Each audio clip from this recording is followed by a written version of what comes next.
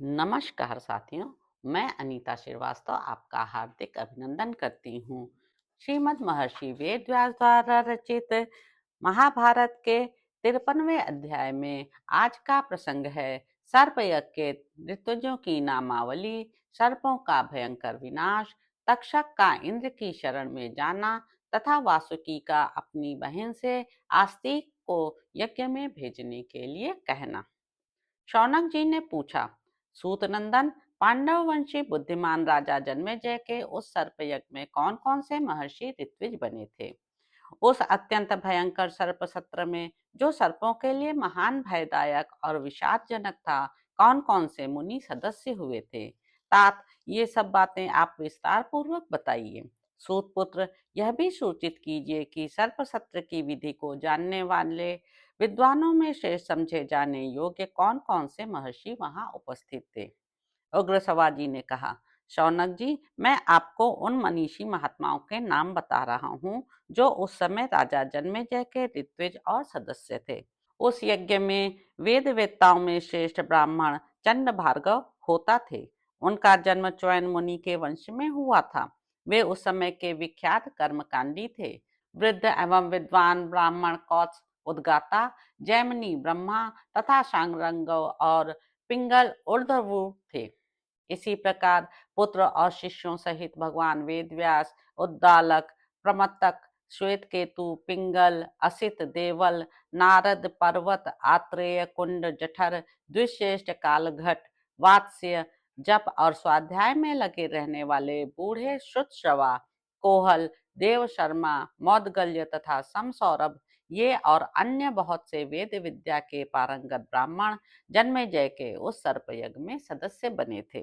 उस समय उस महान यज्ञ सर्प सत्र में ज्यो ज्यो ऋत्विज लोग आहुतियां डालते, त्यों त्यों प्राणी मात्र को भय देने वाले घोर सर्प वहां आ आकर गिरते थे। नागों की चर्बी और मेद से भरे हुए कितने ही नाले बह चले। निरंतर जलने वाले सर्पों की तीखी दुर्गंध चारों ओर फैल रही थी। जो आग में पड़ रहे थे, जो आकाश में ठहरे हुए थे और जो जलती हुई आग की ज्वाला में पक रहे थे, उन सभी सर्पों का करुण क्रंदन निरंतर जोर जोर से सुनाई पड़ता था। नागराज तक्षक ने जब सुना कि राजा जन्मेजय ने सर्पयज्ञ की दीक्षा ली है, तब उसे सुनते ही वह देवराज इंद्र के भवन में चला गया। वहां उसने सब बातें ठीक ठीक कह सुनाई।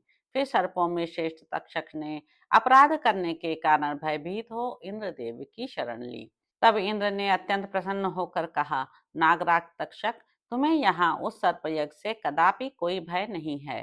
तुम्हारे लिए मैंने पहले से ही पितामह ब्रह्मा जी को प्रसन्न कर लिया है, अतः तुम्हें कुछ भी भय नहीं है। तुम्हारी मानसिक चिंता दूर हो जानी चाहिए। उग्र सवाजी कहते हैं, इंद्र के इस प्रकार आश्वासन देने पर सर्पों में श्रेष्ठ तक्षक उस इंद्र भवन में ही सुखी एवं प्रसन्न होकर रहने लगा। नाग निरंतर उस यज्ञ की आहुति बनते जा रहे थे। सर्पों का परिवार अब बहुत थोड़ा बच गया था।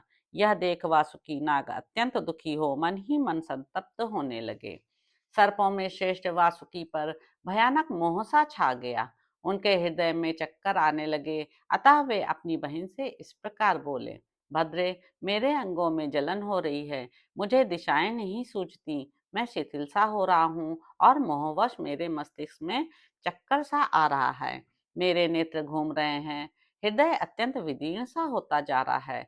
जान पड़ता है आज मैं भी विवश होकर उस यज्ञ की प्रज्वलित अग्नि में गिर पड़ूंगा। जन्मेजय का वह यज्ञ हम लोगों की हिंसा के लिए ही हो रहा है। निश्चय ही अब मुझे भी यमलोक जाना पड़ेगा। बहन, जिसके लिए मैंने तुम्हारा विवाह जरत्कारु मुनि से किया था, उसका यह अवसर आ गया है। तुम बांधवों सहित हमारी रक्षा करो। श्रेष्ठ नाग कन्ये, पूर्व काल में साक्षात ब्रह्मा जी ने मुझसे कहा था, आस्तिक उस यज्ञ को बंद करा देगा। अतः वत्से, आज तुम बंधु बांधवों सहित मेरे जीवन को संकट से छुड़ाने के लिए वेद वेत्ताओं में श्रेष्ठ अपने पुत्र कुमार आस्तिक से कहो। वह बालक होने पर भी वृद्ध पुरुषों के लिए भी आदरणीय है। तो इस प्रकार साथियों, आस्तिक पर्व में सर्प सत्र के विषय में वासुकी वचन संबंधी 53वां अध्याय पूरा हुआ। इसके अगले अंक में आप जानेंगे कि माता की आज्ञा से मामा को सांत्वना देकर आस्तिक का सर्प यज्ञ में जाना। तो अब आपसे अगले अंक में मुलाकात होगी। मेरे यूट्यूब चैनल संवाद विद अनीता को लाइक करें, शेयर करें, सब्सक्राइब करें। धन्यवाद साथियों।